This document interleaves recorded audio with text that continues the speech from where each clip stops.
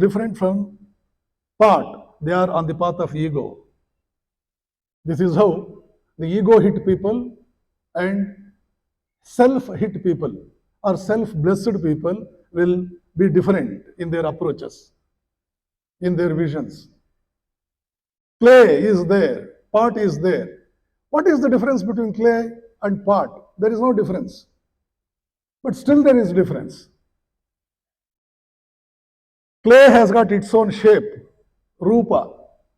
Sorry, pot has got its own rupa, its own shape, form, you can say, its own form and its own name. Name and form. It is these two parameters where the pot will be different from the clay. But if you take away clay from the pot, nothing remains. According to mathematics, pot minus clay is equal to 0, therefore pot is equal to 0, according to mathematics. But according to everyday experience, they are a bit different. What is the one that causes the difference? If I ask you, you will say name and form. Where is that name and form? Show me. You can't show me name and form exclusively. Name and form do not exist. On that account, you can't say there is no difference between clay and pot at all. You have to accept the fact there is difference and there is no difference. That means to say, indirectly you are accepting name and form exist, name and form do not exist. It is a bit ridiculous, you can say, but that is not ridiculous, it is somewhat paradoxical. Vedanta calls it as somewhat paradoxical. Maya, the technical term used is Maya. So name and form and ego, they exist. Name and form is ego, name and form is aham, name and form is mamakara, name and form is ahankara, name and form is mamakara. Does it exist? It doesn't. It doesn't? It does. There is a strategy. The creator has used this strategy for creating. The creation would never have been possible if this strategy was not used by the creator. Leela, this strategy is called as Leela in Indian scriptures. You may be surprised to know, about 100 years ago, the British psychiatrists, while studying so many psychological ailments, came to the conclusion the root cause of all ailments of man is just this ego. The root cause of all the ailments of man is this ego or this ahankara and mamakara, the I and mine. There is no death for man. He thinks he is going to die. Buddha wanted to find a solution for the death of a man. There is no death. But he thinks he is going to die. Because the definition of I am going to die, when he says, I will die, the definition, the picture that he has about that pronoun I is very much different from the reality. So like that it goes, so many such riddles, enigmatic questions are there whirling around this concept of ego. That is enough if you know this. But how to overcome that? The British psychiatrists, they define this as convenient. Ego is convenient, provisional, delusion with a tremendous strategic value. Whatever it is, Buddha was not interested in knowing the details of that. He was only interested in how to remove this ego, the notion of ego, from the life of man. Let me concentrate on that only for another 5-10 minutes. That is where the actual spirituality lies. Spiritual man need not be even a literate man. Sri Ramakrishna was not even a literate man. His name consists of 4 letters, but whenever he would write his name, he would commit 5 mistakes. He was not even a literate man. So many extremely spiritually advanced people are there in India who are not even literate, who can't write even their names, but they are extremely advanced as far as spirituality is concerned. They are Loka Guru. They are the teachers of the world because they know the technique of how to remove it. Through meditation, by making your love flow towards that supreme entity, the Lord of the Lords, Paramatman, by loving him, Bhakti Yoga, through Bhakti Yoga, by constantly analyzing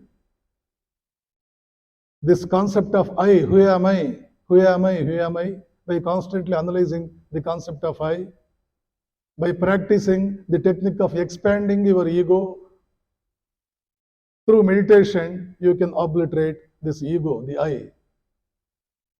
As far as the professionals like you are concerned, the easiest way is to always see your own self in the customer who comes to you. The teacher should see his own self in the students, and the administrator or the person that is serving should see his own self in the people whom he is serving. Extend yourself into the body and mind of others. What happens? You grow. How do you grow? Your evolution will grow. Your evolution will reach higher and higher levels. Modern science terms this as the real evolution. The evolution of man is not physical, as in the case of subhuman species. Evolution from amoeba to man always takes place with respect to the manipulations that take place at the level of its body. Body goes on changing, and the scale of evolution also will go on changing. But once you reach the human stage, evolution will not be there at body level. Therefore, as far as body is concerned, there is no difference between a Veerappan and a Vivekananda. Same body they have, physiological structures, same thing. Where is the difference? The difference is in the mind of man. The difference is in the degree of the expansion of that mind. That is called as psycho-social evolution. The psyche of man must become socialized. It should go on expanding. I should not confine my relevance. I should not confine my services to my own house, to my own being, my own kith and kin. The whole universe is mine. Vasudhaiva kutumbakam. Ayam nijah paroveti. Ganuna laghu chetasam. Udara charitanantu. Vasudhaiva kutumbakam. He is mine, he is not mine. Nepotism. It is this nepotism that is eating into the vitals of India for the past more than 100 years. This nepotistic impulse. Every politician says, this is my man. He belongs to my caste. He belongs to my village. He belongs to my place. He belongs to my language. I must help him. Others are not concerned with me, or I am not concerned with them. This nepotistic impulse, which is anti-spiritual in its nature. Only the spiritual man can be a good administrator, as Plato has said in his book Republic. The philosopher king is always the best king. So, therefore, man must always exercise this impulse that every other person in this world is his own self reflected in some other medium. Vasudhaiva kutumbakam. Ayam nijaha paroveti. He is para. He is nija. Ganana laghuchetasam. The small-minded people, they think like that. Small-minded and worldly, they are one and the same. Large-hearted, spiritual, they are one and the same. Udara charitanantu vasudhaiva kutumbakam. Go on giving.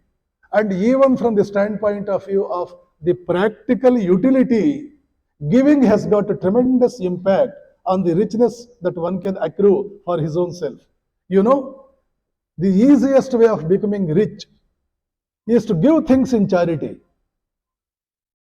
You want to become rich. The easiest technique, the greatest technique, the easiest way of becoming rich is to go on giving your own things in charity without any notion for any return at all, without any idea, without any concern for any return at all from the person whom you are giving. That is the easiest way of making yourself rich. You can practically verify this. You can put it to experimentation and you can verify this. Buddha earmarks more than 50 pages in his teachings for how glorious it is to go on giving things.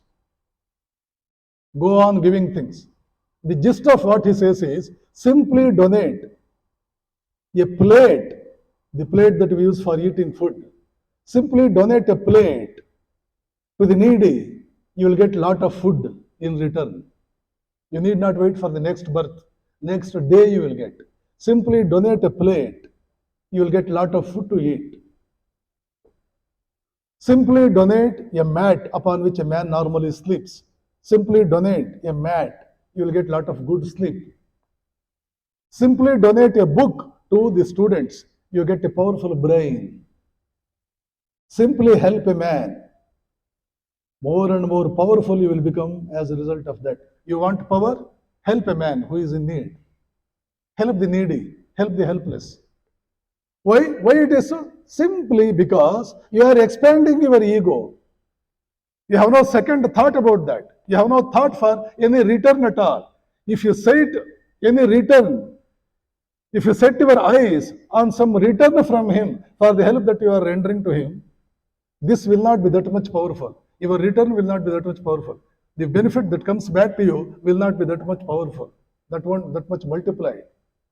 From all these standpoints of view, ultimately we come to the conclusion there are two types of entities in us. We live in two different types of entities, the ego entity and the self entity, the apparent entity and the real entity.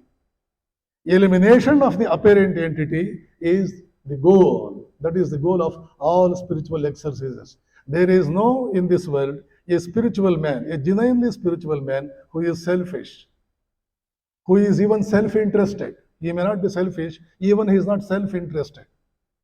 In Bhagavata, we come across a great man, Rantideva. Rantideva performs tapasya for ages. Finally, Lord comes, stands before him and asks him to ask for a boon. Ask for a boon. I am extremely pleased with your penance, your tapasya. You know what does Rantideva ask? What does he ask for? Natvaham kamaye rajyam, na swargam, na punarbhavam, kamayet dukkhataptanam, praninamartinashanam. I don't want any kingdom, O Lord. Natvaham kamaye rajyam. I don't want any kingdom. Na swargam. I don't want any heavens. Na punarbhavam. I don't want rebirth into a great, glorious family, into a great family. I don't want rebirth. What I want is kamayet dukkhataptanam praninamartinashanam. Let the miseries that the living beings are surrounded by in this world may all perish. Let people who are suffering due to 101 problems may get liberated from all these problems and heave a sigh of relief. This is all I want in return for the tapasya that I have done. This is typical Indian philosophy.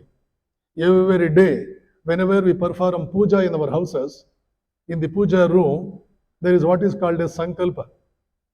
In that sankalpa, sarvesham mahajanana, asmin deshe, asmin kale. How does that sankalpa run? Asmin deshe, asmin kale. During this age, during this period, in this world, asmin deshe, asmin kale, sarvesham mahajananam, kshemaha, sthairya, vijaya, virya, ayuhu, arogyam, siddhyartham. For all the people, let there be kshema, sthairya, vijaya, virya, ayuhu, arogya. For whom? For everyone, not for just me. Asmin deshe, asmin kale, sarvesham mahajananam. Not for just me, not just for my family, for the people that belong to my caste. Sarvesham mahajananam. This is typical Indian culture. So whenever you are sitting in your office, your sankalpa should be, whosoever comes to me today, asmin deshe, asmin kale, whosoever comes to me today, I see to it that he goes back with a smiling face. That is the challenge before me. Whatever may be the intensity of the misery, the man must have been hit by, but I shall see to it, it gets out, and at the time of taking leave of me, he wears a blossomed face. That must be my aim. Remember, this is the greatest ethics every businessman must hold and must practice in his life. This is the greatest business ethics. A teacher, a soldier, a prime minister, a sannyasi, and a chartered accountant. My only concern, my only aim is to see that I am solving the problem of the man that approaches me with one. Whatever may be the sort of the problem within my limitations, I solve it. If it is within the scheme, within the framework of my knowledge, I see to it the problem is solved. And you will never become tired of your business. From morning 7 o'clock to 8 o'clock in the night, you will never be tired. The tiredness will come, the fatigue will come only when this I and mine, two great culprits, I and mine somehow crawls into your consciousness. Am I benefited? What sort of benefit I may get? To what extent I am benefited out of this? If I help him, what is that he is paying to me? What is the benefit I am getting? Never keep an eye on the benefit you are getting in return. Never keep an eye. It shall come. All the forces in this world will work in unison to see that you are the man who is the greatest benefactor for the services that you are doing more than any other person. More than any other person. Because your level of evolution is increasing and there is godliness getting developed in you. Divinity starts becoming grown up in you more and more. And it is at the command of divinity that the whole world will harmonize itself around. It is at the command of divinity. It is at the command of God that nature will harmonize itself. What is God? Divinity at particular point, at some level, becomes to be called, it comes to be called as God. Man can become God. Man is already God, but this ego, this I and mine has spoiled him. He is already God. His godliness, his godhood is tarnished by the intensity of the ego, the I and mine. Once that is removed, Sri Ramakrishna used to say, there may be darkness in a room for the past 1,000 years. There may be darkness in a room. But the moment you bring light, all the darkness within no second gets dispelled out. There may be that ego lurking in us, functioning in us, operating in us for the past several births. Doesn't matter. The moment you come to know that's bad, my first motive should be to drive it out. It starts getting out and it gets out. Once you become convinced of the benefits of expanding your ego and establishing yourself in that expanded consciousness. Friends, this is in gist the spirituality. I have never touched the techniques of spirituality. I have only touched upon the relevance of spirituality in everyday life, the universal relevance of spirituality in the life of man. How non-spiritual people suffer, how they diminish themselves. Remember, you diminish yourself and you magnify yourself. Both magnification and damnation in your life are both in your own hands. Uddhared Atmanatmanam. Your Uddhara and your Avanati, your decline and your elevation, your ascendancy and your descendancy, both are in your own hands. No other person, no other force in this world will ever interfere in the affairs of your life. You alone create. You are the creator of your destiny. Vivekananda used to say, man, you are the creator of your destiny. No one else can create, nor anyone can disturb you either. So, this is the concept of spirituality Indians developed. And over a period of time, we have been putting it into our workaday life. There were so many Rajarshis. Krishna says in the 4th chapter, Imam vivasvate yogam proktavan aham avyayam vivasvan manuve prahuhu manuhu ichvakave bravit evam parampara praptam imam rajarshayo viduhu. The spirituality in workaday life, spirituality in everyday life, spiritual life itself is a spiritual exercise. This philosophy, this concept of spirituality used to be practiced by all and sundry Arjuna during the ages. The first person whom I taught this is Surya. Surya taught it to Manu, his son, and Manu taught it to Ichvaku. Ichvaku down the line. Ichvaku is the king into the lineage of which Sri Rama was born later. Imam Vivasvate Yogam.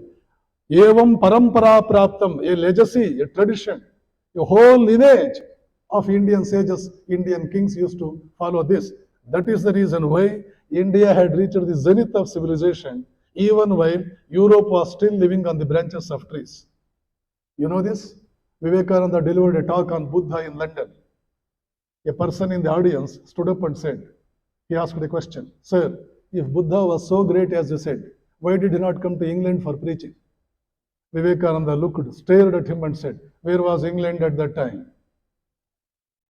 My country had reached the zenith of civilization, even while Europe was still living on the branches of trees, painting itself blue.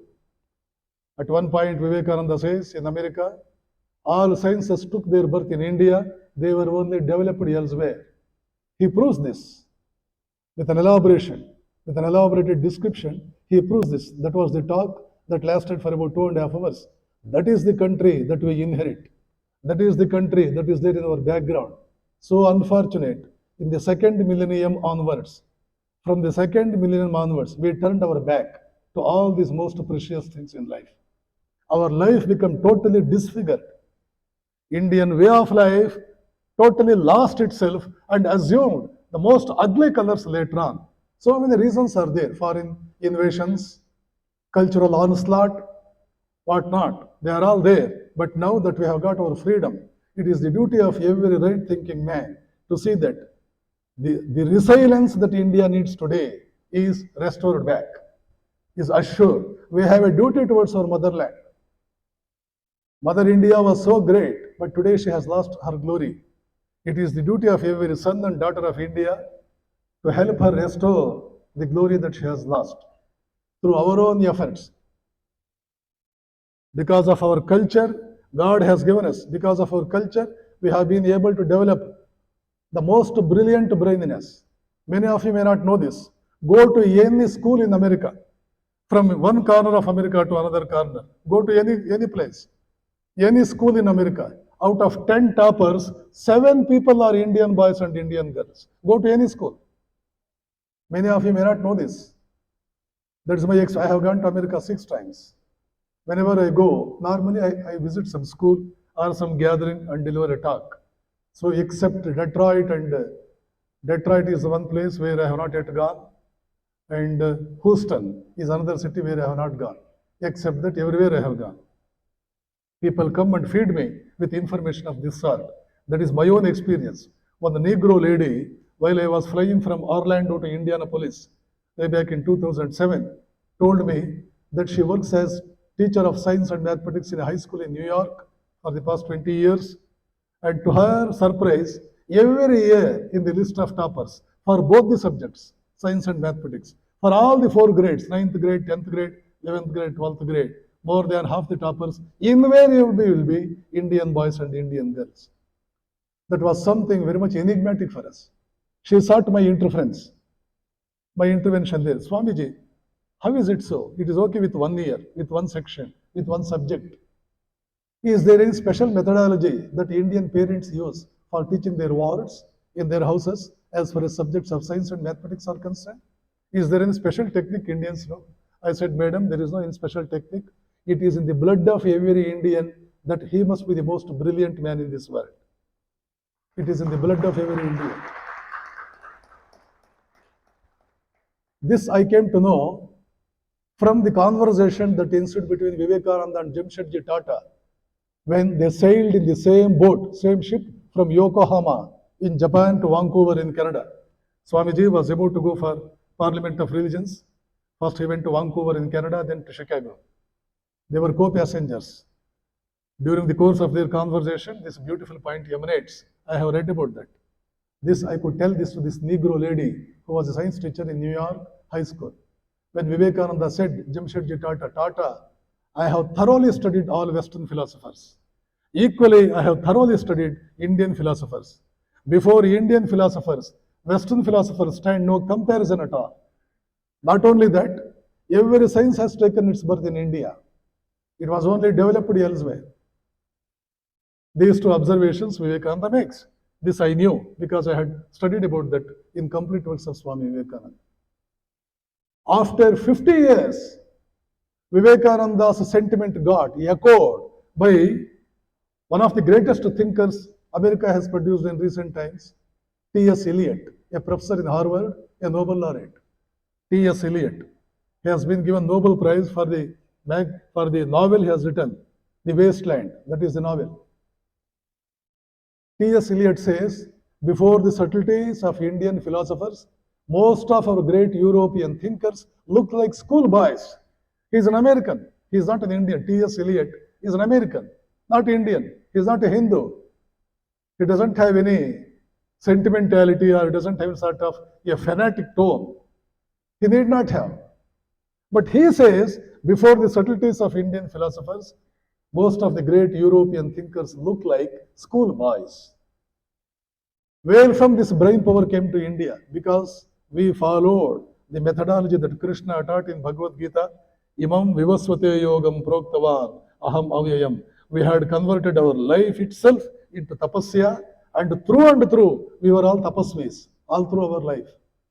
Whether formally you declared yourself as one or not, knowingly or unknowingly, you are observing tapasya only. You are observing tapasya only. Otherwise, how else this king, Rantideva, asked for such a boon? Natvaham kamaye rajyam, naswargam na punarbhavam. How else he would ask for such a boon?